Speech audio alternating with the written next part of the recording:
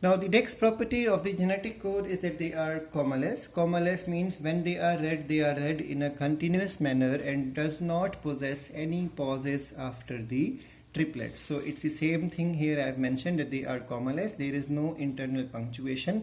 So when you are reading, you read like ATG, CAC, TGA. There are no commas or no gaps in between. So that's why it is mentioned as commaless. Now the next one is universality.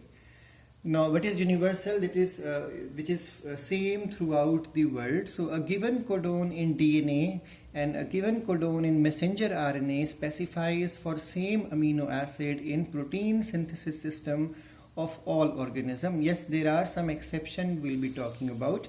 So but the main thing is that they all are almost universal. So the exception is what when we talk about mitochondrial genome in the case of the human. So in humans, the mitochondrial genome, so mitochondria we all know is a prokaryotic structure which has gone inside the eukaryotic cell and has undergone an endosymbiotic relationship with the eukaryotes. So mitochondria has its own DNA. So that DNA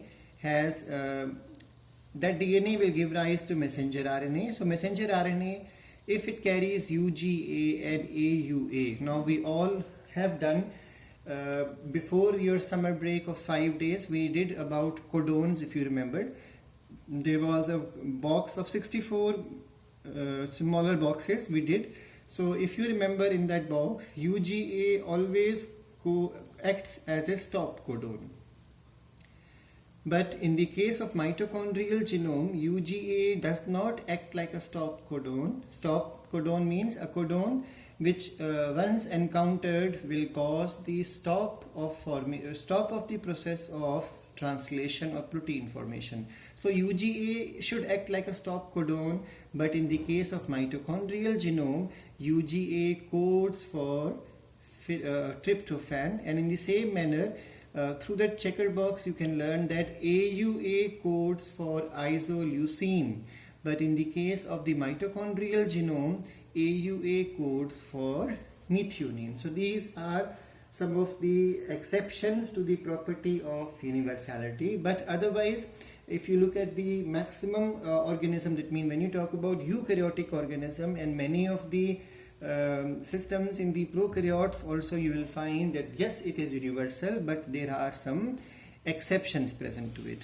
Now the next property is the initiation codon. So if you remember, we have done this already before, that in that checker box AUG stands for initiation, and there are exceptions like for example GUG which codes for valine.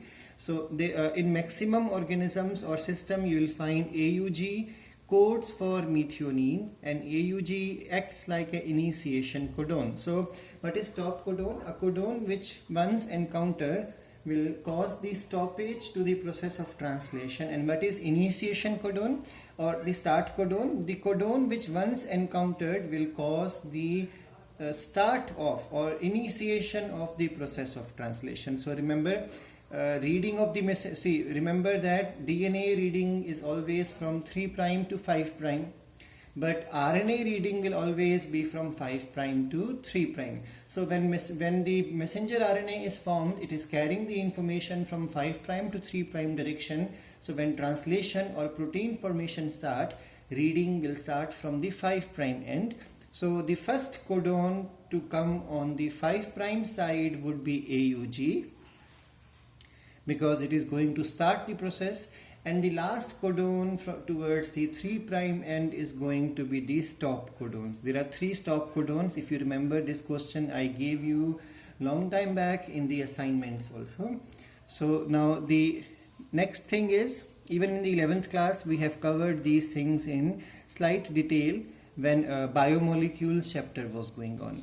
So now the next is the start codon. So remember, methionine is the first amino acid to come, but in the case of prokaryotes it is N-formyl methionine which will come, and this is coded by AUG.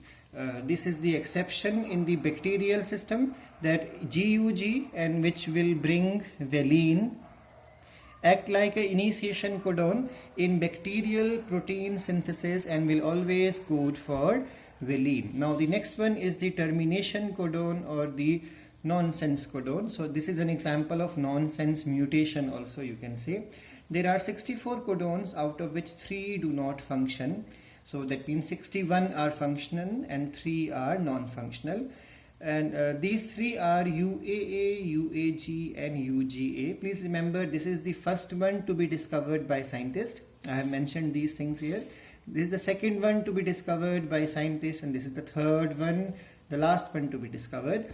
And they do not specify or they do not code for any amino acid, but signals the end of the message. So they are called as the nonsense codons or termination codon. And remember, there is no corresponding tRNA or no corresponding anticodon for codons. So now let's understand. UAG is the first stop codon or nonsense codon to be discovered, and it is called as amber. UAA is the second stop codon, which is called as ochre. This is the German word which stands for the same thing, synonym. And UGA is the third stop codon, which is also called as opal. They all mean same thing, amber. Amber which glows, it's something like charcoal burning after the fire. That red color hot thing or orange thing is called as the amber. So amber, ochre, opal, they all mean same in different languages. Now the next property of the codon is degeneracy. So what is degeneracy? The codons lack specificity, and one amino acid often has more than one code triplets. Only tryptophan and methionine have single triplet codon. All other amino acids are specified by 2 to 6 codons. I'll be giving you the list. Such codons are called as degenerate codons. In such codons, first 2 bases are similar, while third one is variable, and this position is called as the wobble position.